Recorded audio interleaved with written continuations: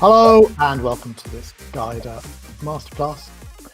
Today we are absolutely delighted to have Antoinette Dale Henderson with us. Antoinette was one of the stars, if not the star, of our recent summit, where everyone went, "Oh my God, we need to have more of her." So welcome, Antoinette. Lovely to have you on board.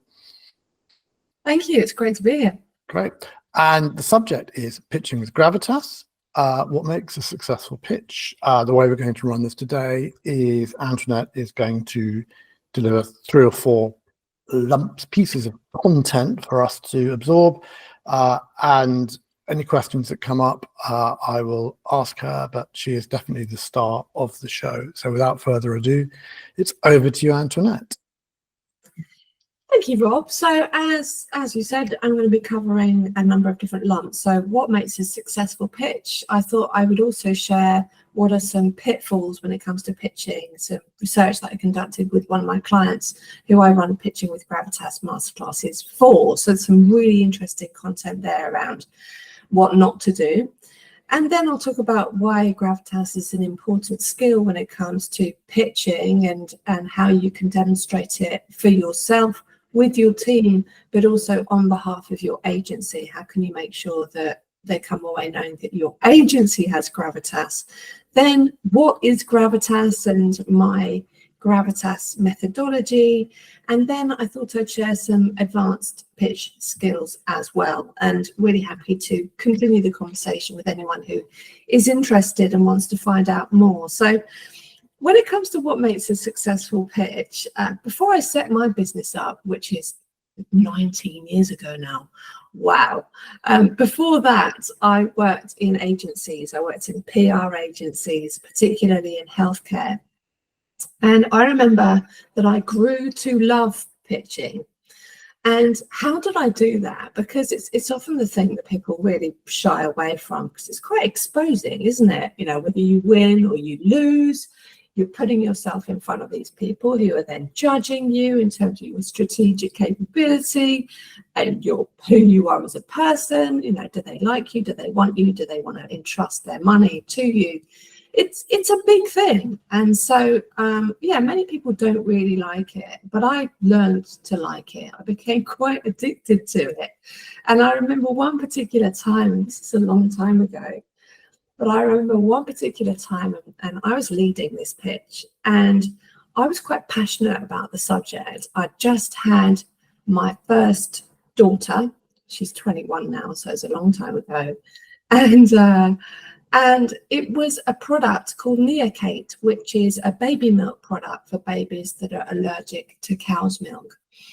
And it just turned out that my daughter was exhibiting some of that. In fact, she was throwing up all over the place and it was horrendous. So we really did need a product.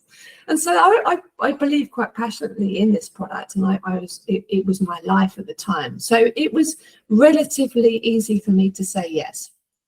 That being said, of course, we had to come up with a strategically based, research-led, creative concept, and then we had to go and deliver it on the day.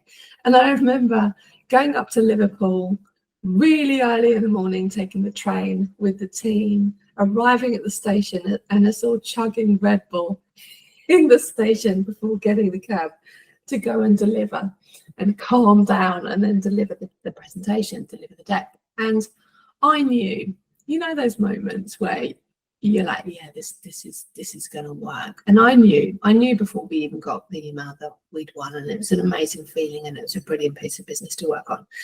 That being said, there's also been times where I've been like, you know, this is an amazing pitch, and how could they say no? And, you know, they have, and it's not always clear why they've said no. And we invest a vast amount of money, don't we, in preparing a creds deck or creating some clearly and carefully thought through solutions. And so it's really gutting, isn't it, when we lose? And so what this is about today is, well, what's the difference that makes the difference? What are the things that make for a winning pitch? And what are the things that get in the way? So should I start with, which one do you want me to start with, Rob? Do you want me to start with the pitfalls or the things that make for the winning pitch? I reckon we go for the let's go for the pitfalls. Let's I get, thought you were get the going bad to stuff, get the bad stuff out of the way. the bad stuff out of the way, because then what makes the winning ones are obviously the reverse of that. So as I mentioned, I'm doing a big piece of work for this agency, global agency at the moment, and when we designed the program, I asked them, okay, so based on your research, what are the things that have got in the way? What are the things that led to failure? And really grateful that they shared these things. So I'll share some of them with you. Firstly, and they're in no particular order, but firstly, it's when the agency talks too much about their own business. So when they're banging on about how amazing they are, and we've been going on for however many years, and these are our people, and yada yada yada, and here's a case study for this and this and this. It's useful, but like you were saying when we were preparing for this, Rob, it's people can see that on the website, as long as the website is good. So it's not about talking about their own business. It's cutting to the chase and talking about, well, what are the problems that they are facing, and how you're going to help them overcome those. So that's a key one. Another one, which I'm going to be conscious of today, is not landing points succinctly. And we've got such a short attention span, even more so now with our AI. And we expect answers immediately. We expect the answers that we want immediately. So we have to be able to cut to the chase and be succinct and not ramble on.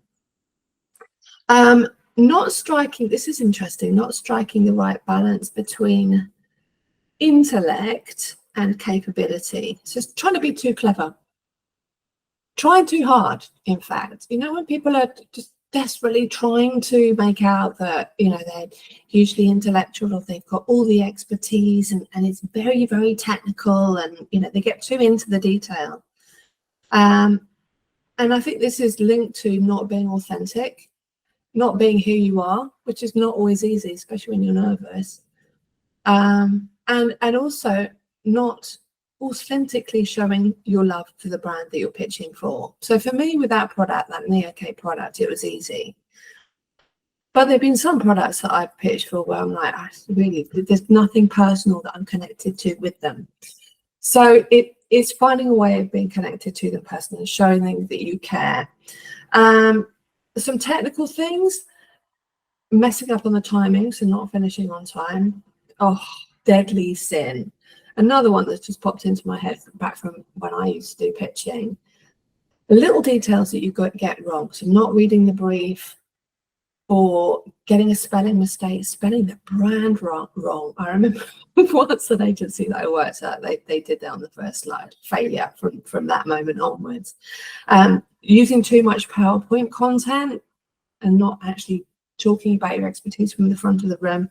And then finally, not pitching as a cohesive group.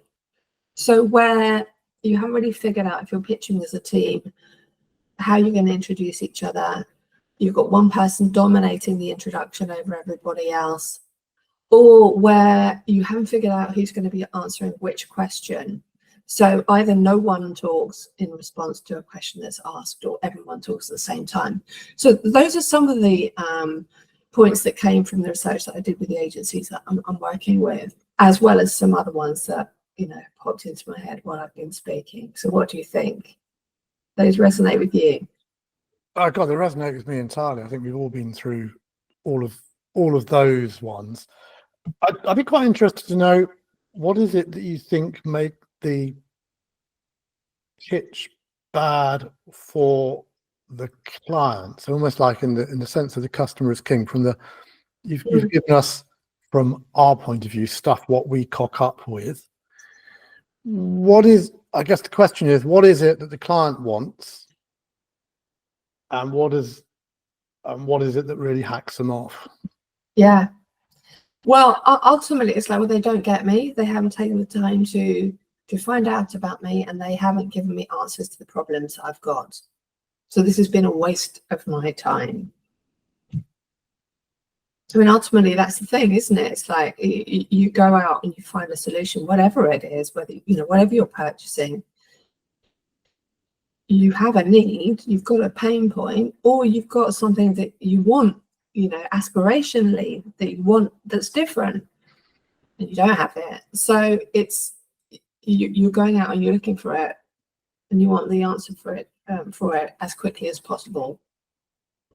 But there's an assumption within that the potential client knows what they want. They're not the expert Yeah. in the field. That's why they've come to you to do whatever it is you wish to do: PPC, SEO, build a website, do some research, they've come to you because they can't do it internally. So they don't know what they don't know, as well as having seen the 3 previous pitches in the beauty parade, having lunch in 10 minutes, but they're quite hangry.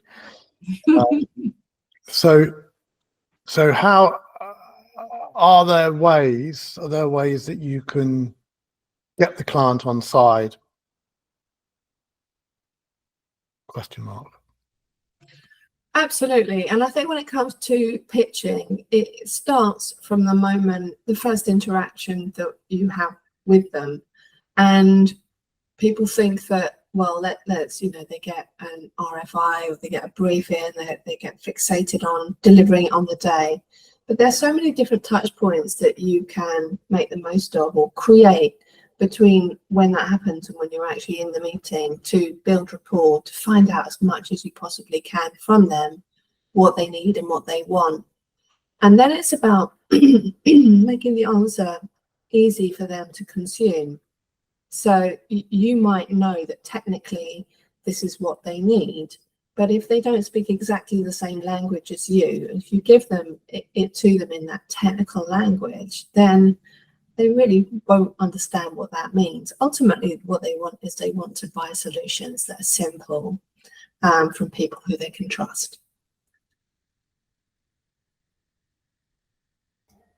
Simple as that. Well, of course it's not simple, but we have to, when we're pitching, we have to make it as simple as that. And so that's the skill, isn't it? It's understanding, having that expertise to really understand what their problems are, and then to be able to diagnose those and then prescribe what the solutions are, but then to be able to communicate them in such a way that they get it and they go, yeah, absolutely. So I think with people who are highly technical, or where there's a highly technical solution, the temptation can be to serve up the solution in that highly technical way, and that's not going to work. So you have to have the skill to be able to demonstrate that you've got the expertise, but also the ability to communicate it in a language that the prospective client is going to understand and say yes to. So is there some matching, for want of a better word, whereby you might be in front of a bunch of extroverts who are all party animals, in which case you need to be a party animal as well, or you might be in front of a bunch of people with incredibly pointy heads, incredibly nerdy, in which case you need to be incredibly nerdy, or do you ignore the idea of kind of matching and personality profile? How does that come into it? Because I can't really change who I am, but I'm going to be in front of a bunch of people who are who they are. Yeah, and so we're moving on to what makes for a successful pitch. And one of the key components of that is being able to speak the language of the audience that you're talking to authentically. And it has to be authentic. So we can't pretend to be something that we're not. But we can adapt and flex our style of communication to the people that we're talking to.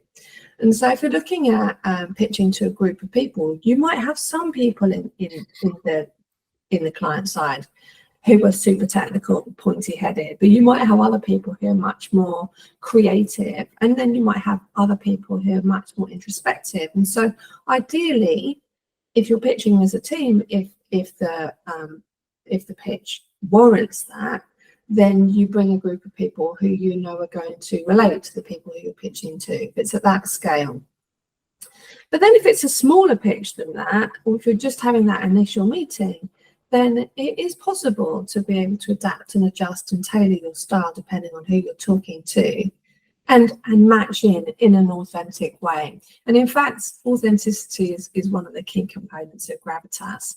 But it's not just about being yourself, one size fits all. It's about learning the ability to adjust and tailor and flex depending on who you're talking to. So that is one of the key ingredients of a winning pitch, is that authenticity, but also the flexibility to be able to do that. So, I mean, how do you, I mean, are there ways beyond we've won? Are there ways of measuring the success of a pitch apart from we survived or we answered all the questions? What are the criteria that one should apply kind of on the way out of the pitch?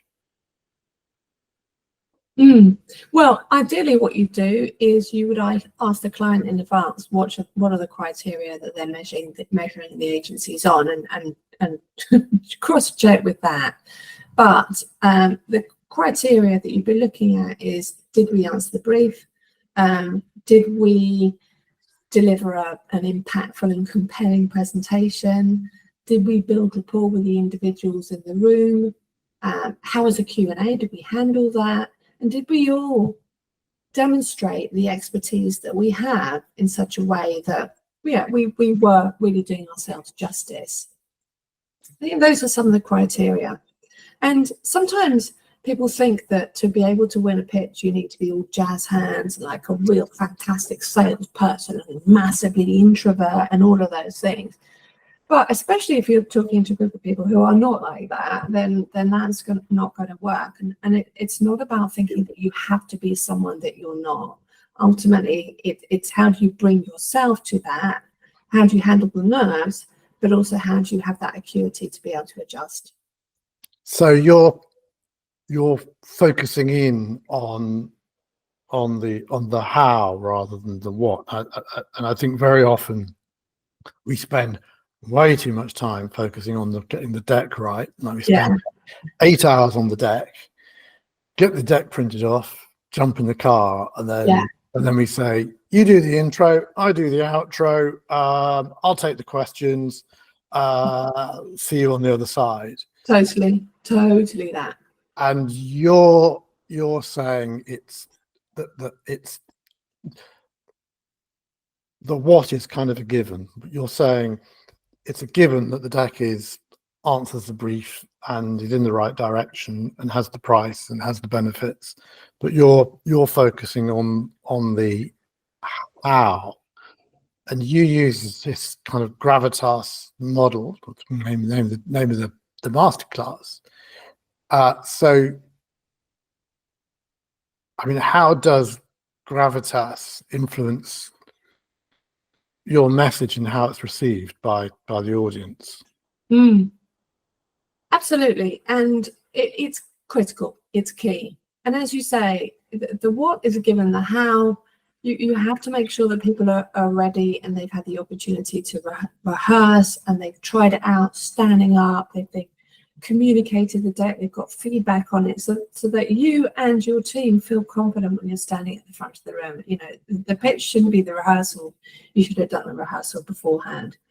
And so, where does Gravitas come in? So Gravitas is an old-fashioned word, and it's used a lot when it comes to pitching or when it comes to interviews. You know, that they didn't win the pitch because they didn't demonstrate Gravitas, or they didn't get the promotion, or they didn't achieve that. They didn't get to work on that project because they didn't show Gravitas. But people don't get told what Gravitas is or how to go about developing it.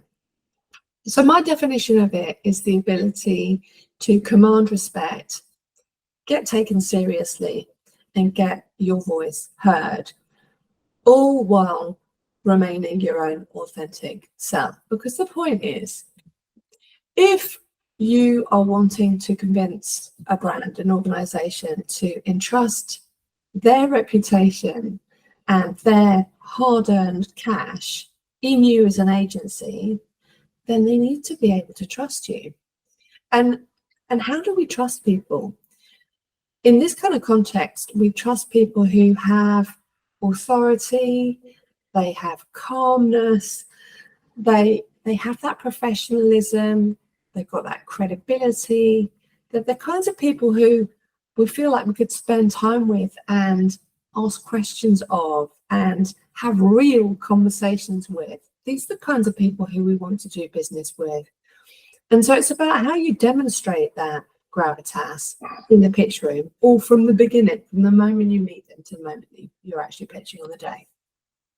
So based on that, those personal qualities, what I did is to help decode this word gravitas and turn it into a skill that everyone can learn, is I went out and I conducted research into leaders, and these are leaders from all walks of life, to work out, well, what qualities do they share and what gives them gravitas? And on that basis, I created this gravitas wheel, which I'm going to show you now. Can we do that now? Are we good to do that now?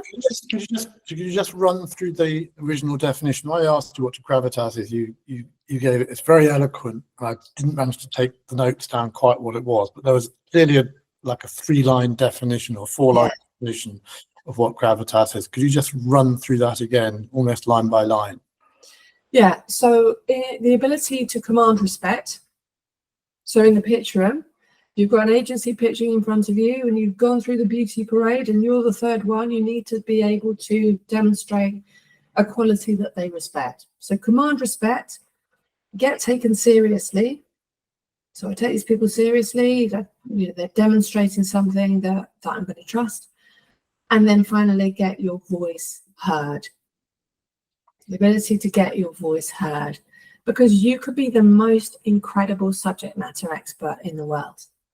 You could be world class, but unless actually people hear you communicating it, you won't be proving it, you won't be demonstrating it, so you won't get the impact that you deserve.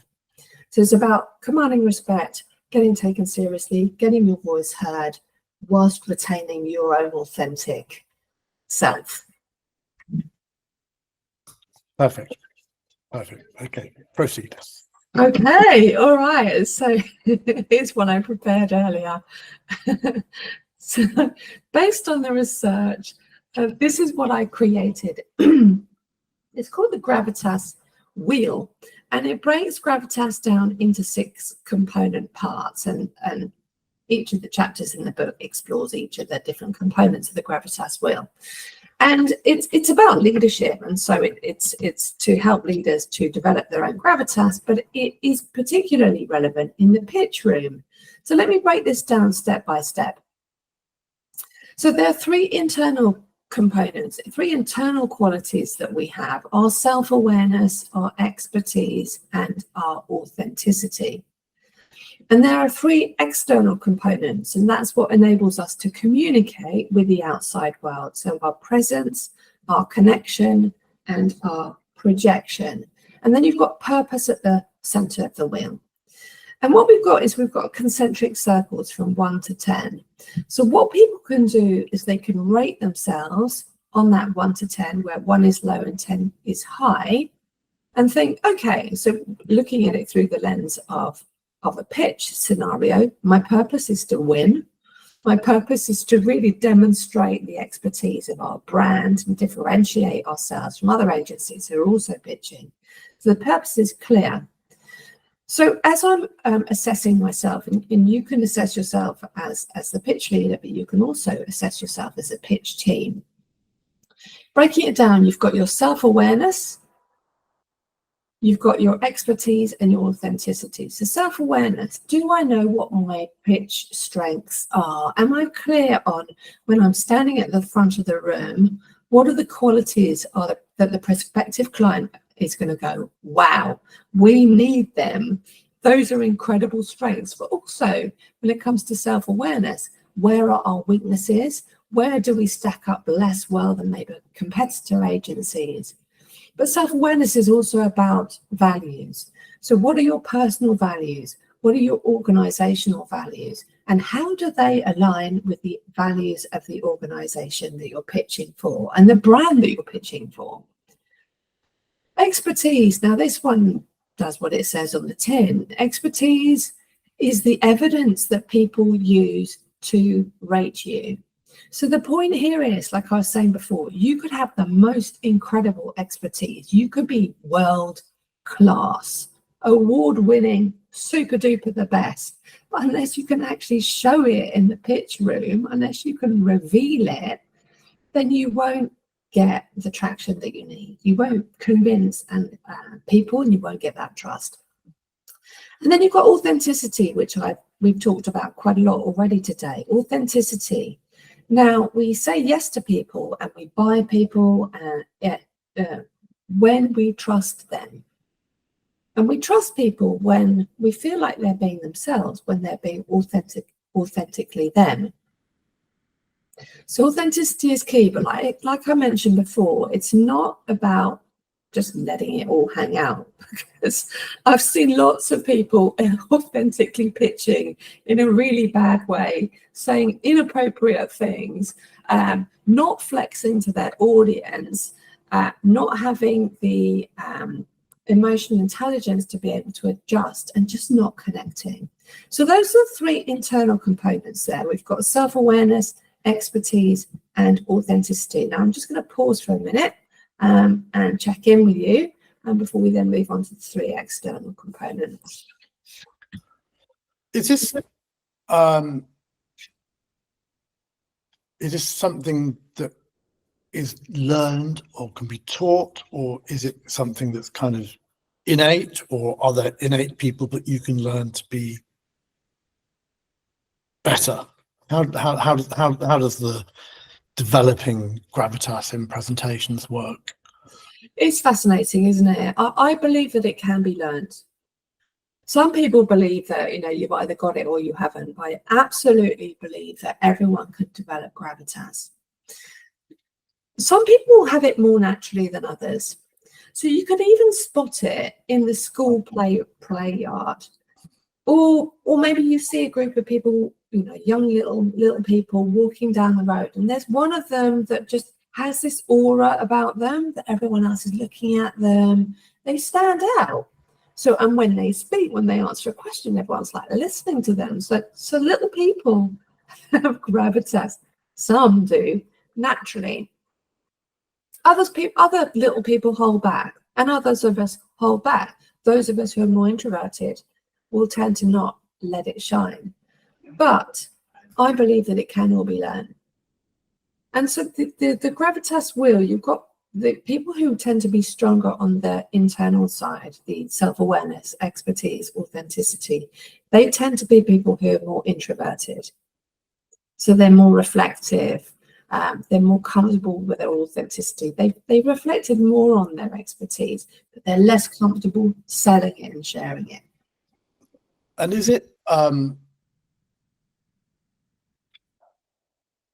trying to work out quite what the question is. Is it something that you do, or is it something that you demonstrate, if that makes sense? Yeah, thank you. So the internal components is something that you are. So your self-awareness, your expertise, your authenticity, that's who you are. The external components are how you demonstrate it. Okay. So when it comes to gravitas, you want to be able to use all 6 components, but this isn't about being 10 out of 10 with all of them, because that wouldn't be authentic or achievable. But it's about being able to leverage the strengths that you've got, but then also, if you're bad at connecting with people, or if you're not good at projecting, you're not good at if you haven't got that presence and that visibility, I'll go through the details of the external components in a minute, you won't be able to demonstrate the strengths that you have. Great, thank you.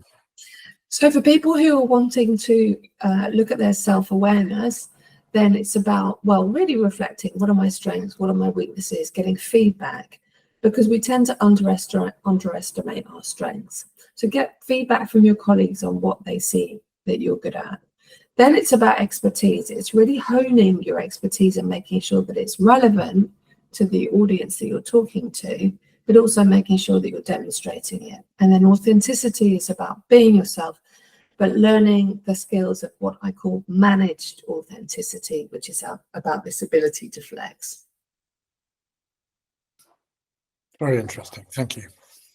Right, so we'll move on to the external components of the wheel now, which are presence, connection, and projection. So can you see the screen now? Yeah, okay, yeah. Cool.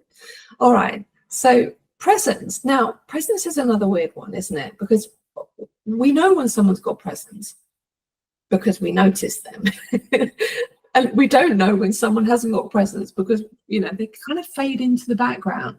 So what is presence? What is visibility? What is impact?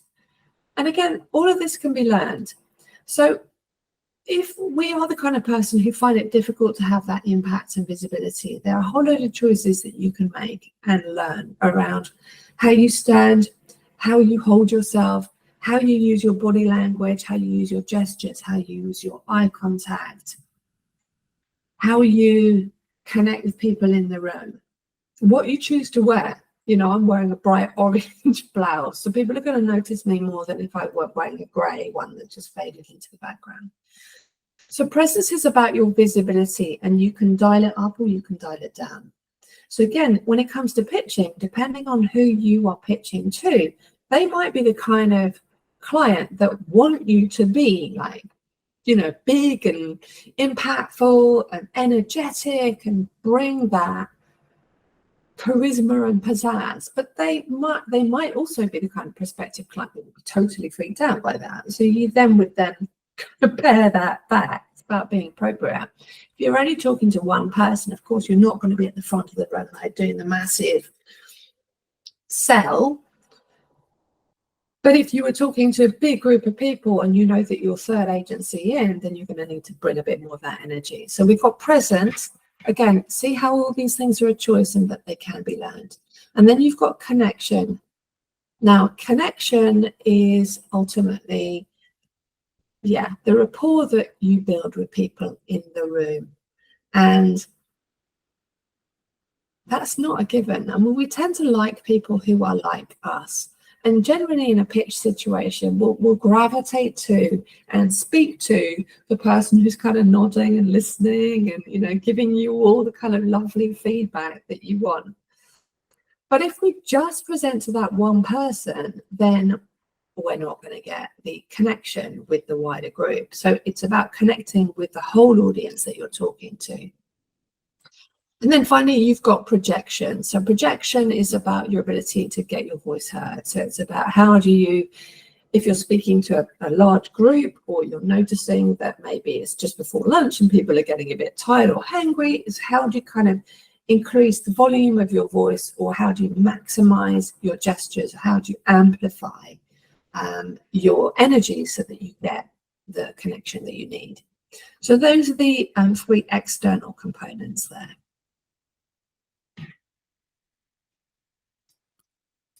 I guess the question is, you don't know how good you are or not at doing these external things. You need to get some kind of feedback from someone to tell you, actually, you talk for too long, obviously in a nice radical candor, or you do too many ums and ahs, or you don't give enough eye contact, or you're too friendly and you're too relaxed and you don't. So you need some feedback from other people. Is that right? It really helps. It really helps. And it generally is the case that we underestimate our strengths. And so that's where imposter syndrome comes in and lack of confidence comes in, is we don't think that we're as good as we actually are. So feedback and really listening to and believing the positive stuff is just as valuable as understanding where your Achilles heels are. That being said, it's excruciating. People hate it. But what's also really, really helpful is if you film yourself pitching or presenting, and then you'll see very quickly if you say 45 ums in the first 2 minutes, or if you're wildly gesticulating, or you're fiddling with your hair, or you've got some kind of nervous tick that happens that you're just not aware of. So feedback is incredibly valuable for that. But how do you make that balance? Kind of presentation skills, no. How do you so you've got this internal dialogue which going, I'm about to present this and I think I know what the slide is, and I mustn't go on, and I've got to look them in the eye, and I've got to do a nice firm handshake, and the shirt's too tight, but I think I'm okay. So there's this what's going on in your head here. Yeah. Don't forget to say their name, and it's Siobhan. Oh, it's how do you not become overly self-conscious, especially if you don't do it very often? All right, so the key thing is to try and practice as much as you can. So you don't have to just wait until the pitch room to practice communicating. So I would build in as much opportunities for people to present and stand up in front of a group as they possibly can. So it becomes much more second nature. That's one of the important things. And then what we're talking about here is how you manage your nerves in the scenario itself, and how do you crowd out some of that unhelpful thinking that otherwise can really derail you. It could be equally, oh my God, you know, that they were frowning, or they just picked up their phone, and oh my God, it must be really boring. Oh, you know, and then you go into this whole thing and it becomes a self-fulfilling prophecy then. So preparation is critical. And like I was saying before, rehearsal will really help iron out some of that stuff. But what people can also do to manage their mindset, and this is for life in general, not just for pitching, is if you notice that perhaps you are your own worst, harshest critic, and when you listen to the dialogue in your head, it's like, whoa, you know, you wouldn't say that to anybody, let alone, you know, oof, it's intense. Then what we need to do, because the brain hates a vacuum, if you can't just eliminate that kind of thinking, those sort of self-limiting beliefs. What you need to do then is replace it with something else. So that's where the self-awareness really, really helps. So with self-awareness and working with a coach or with a mentor or a manager, to start really looking at what are your strengths, and then start saying, have a little mantra that goes on in your head when you notice these unhelpful thoughts, rather than thinking, oh God, I'm really nervous, and oh, you know, all the agencies were better than me, and we're not rehearsed enough, oh, I'm really tired, all this. You'd have a mantra which is, I'm ready, I know what I'm talking about, and this is going to be brilliant. And then you notice the impact that has on your state. It's amazing how, in choosing to take control of our thinking, how that will naturally then affect our physical, our emotional state, and then how we show up in the room and how people respond to us. 100% agree. I've taught an NLP technique, which is you take a ring, you chuck it on the ground, you step into the ring, and you think about a time when you felt just awesome and wonderful, and it was like the best feeling ever. Step out. Step into the ring, do the same thing again, pinch your hand at the same time. Yeah. It's about 25 times. And then when you do go, inverted commas, onto stage, you throw a metaphorical ring onto the floor and you step into it, and your brain goes tick, tick, tick, tick, tick. Your head goes up, you're feeling good, you're feeling in control. And because you're starting at an 8.5, 9 out of 10, as opposed to a, oh my God, they're going to hate me, which is like a 4 out of 10. Yeah. You get going. And I think, and I guess there's a whole bunch, because I'm not the expert on this, there's a whole bunch of techniques like that you can use to calm your nerves, get on top of things, take control, because as the whole point of this your presentation today is, it's the how, not the what, that yeah, that's a great technique. It's called physiology of confidence. okay. Yeah, and it works not just in the pitch room, but in life. Yeah. Overlaid on top of that is breathing. So breathing will interrupt the fight or flight response. If you can feel you have your heart racing, or if you're getting a bit clammy and you can feel your jaw is tensing, and all those physical signs that you've gone into fight or flight accompanied by that mental stuff, Breathe. If you breathe out as well as in. People say take a big deep breath, and then you take so many deep breaths you end up hyperventilating. So breathing is brilliant because it calms you down, but it also means you have more resonance in your voice. And then thinking about how you stand. So if you naturally, you're kind of arms crossed type person or legs crossed type person, you feel yourself going like this is not going to enable you to breathe. It's about how do you stand tall? How do you then use your arms to gesture? You're gesturing in a conscious way. You could use the numbering technique with your fingers. You can go from low to high. You can gesture out to the group. You can say, we really care about this. So you can use it gesturing in so many different ways, which will then replace some of those questions around, oh, what do I do with my hands? And, oh, I'm feeling really nervous, because you'll be in control of all of it. So it's a performance? It's using the skills of performance to communicate a message in an authentic way. How do you get better at it? Practice. So some of the most authentic, natural presenters, we think of people like Steve Jobs, for example, Oprah Winfrey, the most amazing presenters. They look like they're just rocking up on stage and just doing it. But they have spent years honing what might look like an authentic off-the-cuff talk. So you don't have to spend years. You just need to get focused and learn. This is really, really important. And why spend hundreds of thousands of pounds worth of time and expertise creating an incredible deck and an amazing proposition with your agency, and then just not do yourself justice on the day? So this is one of the most important things. So it's about turning up. It's about not leaving this to chance, I guess, that you're increasing the likelihood of success. Yeah. And what happens if the other three people before you have also met you and they're also all more gravitas, so to speak?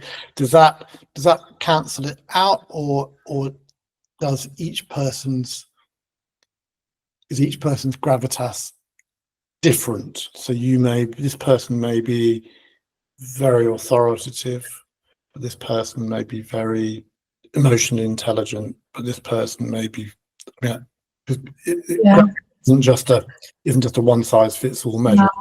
Yeah, it's a unique quality. Every single person has got their own version of it. And what they can do is they can use the 6 components of the wheel to figure out what their own version of it is. Because the minute that you have that clarity of what your own authentic gravitas is inside, the minute you can let go and let it come out once you've got the skills as well. That's interesting. So it's a bit like